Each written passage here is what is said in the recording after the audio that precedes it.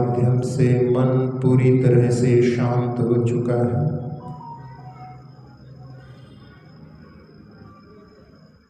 एक काव्य है मंगल पंचक। उसमें पांचों परमेष्टि के गुणानुवाद करते हुए वर्णन है। सबसे पहले जैसे महामंत्र में अरिहंत को स्मरण किया जाता है, नमो अरिहंताणम सिद्धों के पहले बोला जाता है। उसका कारण आप सभी लोग जानते हैं कि अरिहंत प्रभु के वाणी के माध्यम से अपन सिद्धों के बारे में भी जानने में समर्थ होते हैं। अरिहंत भगवान का उपकार उनकी वाणी के माध्यम से पहले उनको स्मरण किया जाता है। तो इस मंगल पंचक में भी सबसे पहले अरिहंत प्रभु को स्मरण किया है।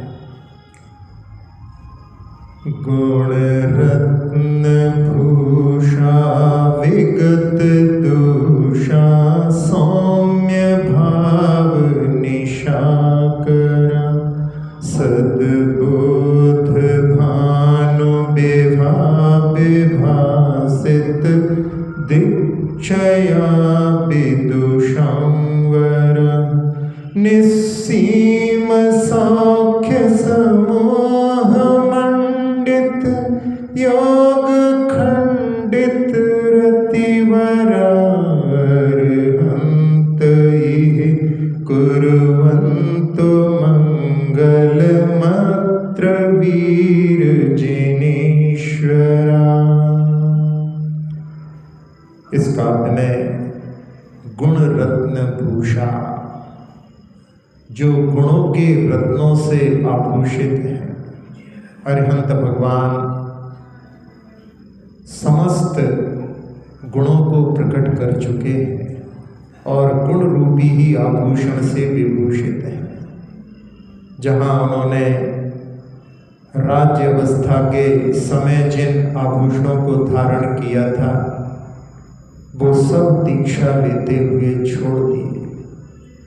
इन जड़ आभूषणों से अपने आप को सजाने की कोई आवश्यकता नहीं। जहाँ अपनी आत्मा के जो चैतन्य गुण और आत्मा में अचेतन गुण भी हैं, उन सबको प्रकट करने की भावना से उन्होंने इन जड़ आभूषणों को छोड़ दिया और विगत दोषा, समस्त दोषों से वो रहित हो चुके हैं। जहाँ भक्तामर के 27वें काव्य में भी आता है कि भगवान सारे गुण आप में समाहित हो गए, क्योंकि उन गुणों के लिए संसार में किसी ने आश्रय नहीं दिया और सारे दोष पूरे संसार में बहुत सारे उनको रहने के स्थान मिल गए, इसलिए स्वप्न में भी वो आपके पास नहीं आए।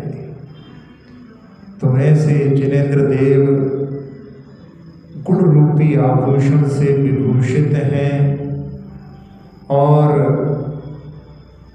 समस्त दोषों से रहित हैं, जिसमें मुख्यता से 18 दोषों को गिना जाता है। जिनेंद्र भगवान कभी भी शयन नहीं करते, निद्रा भी एक दोष है। निद्रा अपने लिए आवश्यक है। अपन दिन भर थक करके बीमार हो जाते हैं और वो निद्रा रूपी औषधि अपने लिए प्रतिदिन लेना पड़ती है, तब जाकर के दूसरे दिन ये शरीर रूपी गाड़ी अच्छे से काम करने में समर्थ होती है। लेकिन भगवान ने उस निद्रा पर विजय प्राप्त कर ली है। जिन्होंने राग और द्वेष पर भी विजय प्राप्त कर लिया है।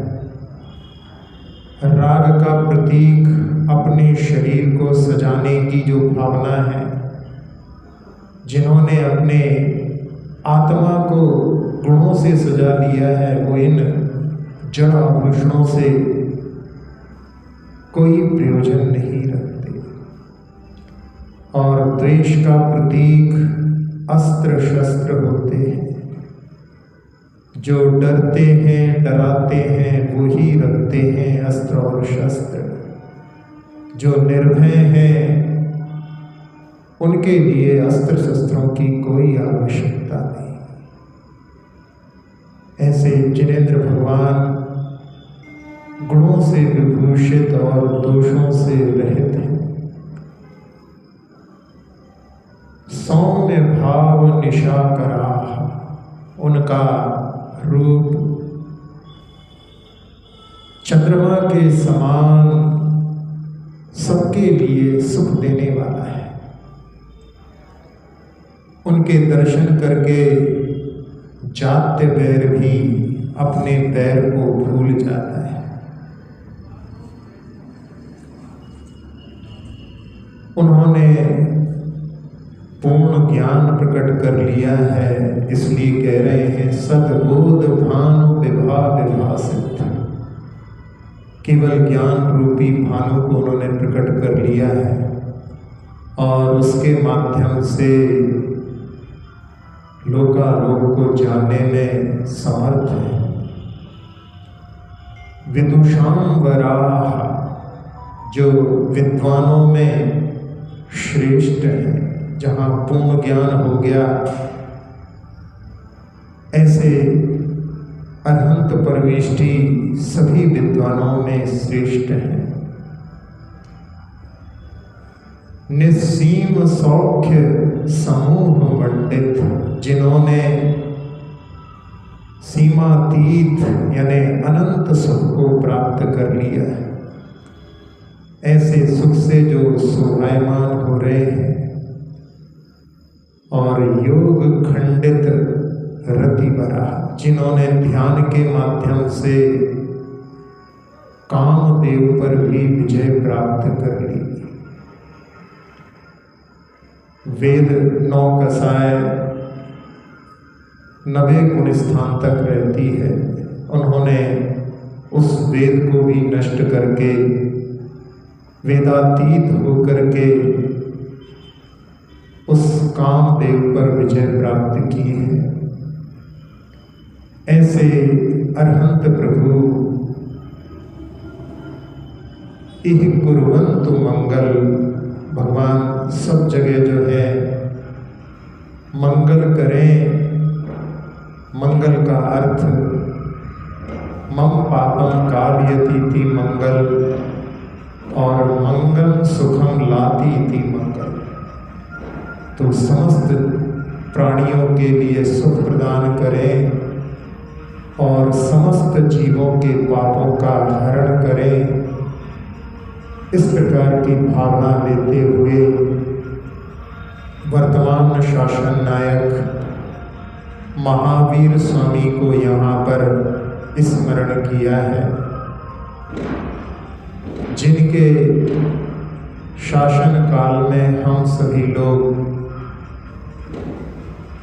धर्म के स्वरूप को समझकर धर्म की आराधना में तत्पर होते हैं। ऐसे उन अरहंत भगवान का, महावीर भगवान का शासन पंचम काल के अंत तक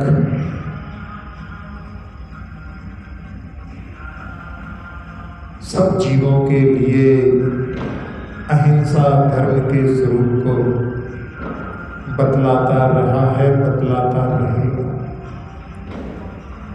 ऐसे अरहंत वर्धमान स्वामी, जिन्होंने 12 बरस तक तपस्या करके केवल ज्ञान प्राप्त किया था और 66 दिन तक उनकी वाणी नहीं खिरी। क्योंकि गणधर का अभाव था। और जब इंद्रभूति गौतम को इंद्र लेकर के आए और भगवान की वाणी खिलने लगी, उनमें गणधर की योग्यता थी और 30 वर्ष तक उन्होंने इस आर्य क्षेत्र में अपनी वाणी के माध्यम से जीवों के लिए धर्म का मार्ग बतलाया। और 2 दिन पहले धन्य तेरस के दिन उन्होंने समोषण को त्याग करके पद्म सरोवर में स्थित हुए और 2 दिन बाद उन्होंने अपने द्रव्य कर्म, नौ कर्म, भाव कर्म को नष्ट करके अपनी आत्मा को पूर्ण पवित्र बना करके ऊर्ध्वगमन करके और लोक के अंत में जाकर के शाश्वत स्थान को प्राप्त किया। ऐसे पूर्व में जो अरहंत थे बाद में सिद्ध बने, ऐसे महावीर भगवान की ऊर्जा का आह्वान करने के लिए पुनः एक बार अपन ओम का नाद करते हैं।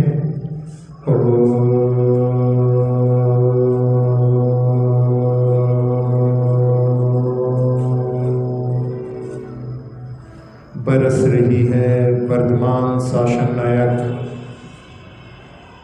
वर्धमान स्वामी की ऊर्जा सिर के सबसे ऊपरी भाग ब्रह्मरंध्र के माध्यम से मस्तिष्क में प्रवेश करके मन के सारे विकार धो चुकी है। नेत्र, नासिका, मुख, कर्ण, कंठ, फेफड़े, हृदय, छोटी आंत, बड़ी आंत, किडनी, लीवर आदि सभी अंतरंग अवयव, मेरुदंड, पीठ, कमर, कंधे, दोनों हाथ, दोनों पैर, पूरे शरीर को, पूरे शरीर की त्वचा को, पूरे शरीर के रक्त को निर्विकार, निरामय, निरोगी बना चुकी है। जैसा लाभ अपन ने प्राप्त किया सबको मिले, उस भावना से उस ऊर्जा को पूरे लोक में फैलते हुए देखें और भावना सुखी रहे सब जीव जगत के, कोई कभी न घबरावे, सुखी रहे सब जीव जगत के, कोई कभी न घबरावे, सुखी रहे सब जीव जगत के, कोई कभी न घबरावे। पूरे संसार में शांति का वातावरण,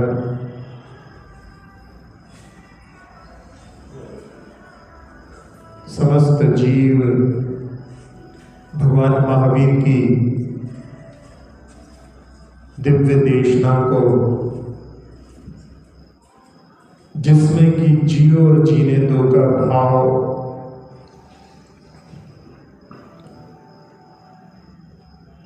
सब जीव हमारे ही समान हैं। जैसा हमें जीने का अधिकार है, समस्त जीवों को अपने जीवन जीने का अधिकार है।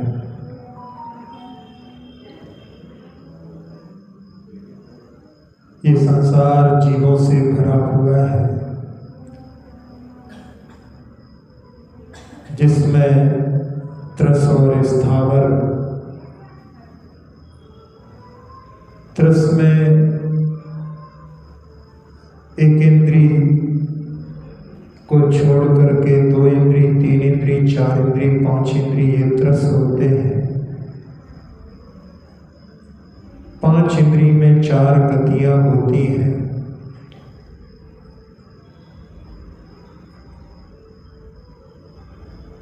इनमें बहुत सारे लोग तो ऐसा मानते हैं कि केवल मनुष्य को ही जीने का अधिकार है और बाकी सब पशुओं का निर्माण मनुष्यों के उपभोग के लिए हुआ है। लेकिन भगवान महावीर ने कहा सब जीवों को अपना जीवन जीने का अधिकार है, स्वयं जिए, सबको जीने दें। ऐसे वर्धमान स्वामी को नमन करते हुए विराम। अक्षर पद मात्रा से दूषित वचन अगर महीन रहे और प्रमाद कषाय के वश में सम्यक अर्थ विलीन किए, जिन वाणी माता मेरी उन सब त्रुटियों को क्षमा करें, दे आशीष शीघ्र हम सबको केवल लब्धि रमा मिले। प्रातः हमें हो बोधि समाधि परिणामों की शुद्धि हो, निज आत्म उपलब्ध हमें हो, शाश्वत सुख की सिद्धि हो। चिंतित वस्तु दात्री माता चिंतामणि उपमा भाति, करो वंदना पूर्ण विनय से चरण रखूं मैं ये पाती। कर जिन वाणी स्तुति तन की ममता